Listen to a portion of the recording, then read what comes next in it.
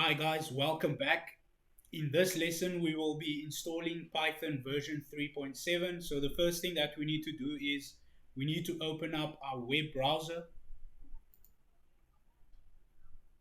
Okay, and now in the search text box, we enter Python install. Click on the first link, and then we look for version 3.7. So it will be this one. Let's click on that. Okay, and now scroll to the bottom. Now we are going to select the x86-64 installer for Windows, which is this one. Click on that. So I already have mine installed, so I'll cancel this.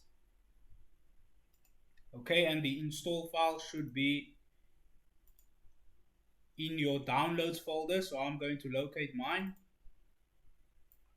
Okay, so I already have mine installed, so I will skip all of this. I just want to show you guys what you need to make sure you have. Make sure you have the pip checked before you install, and then make sure you also have the add Python to environment variables option checked as well, and then you can install.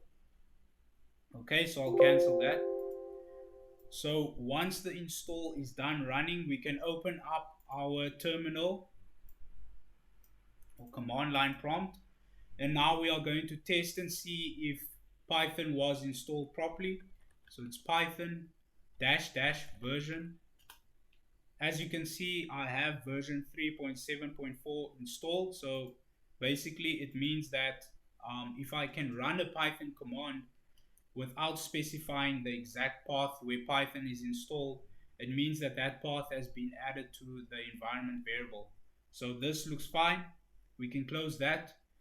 Okay, once we have that installed, the next thing that we need to install is Jupyter Notebook.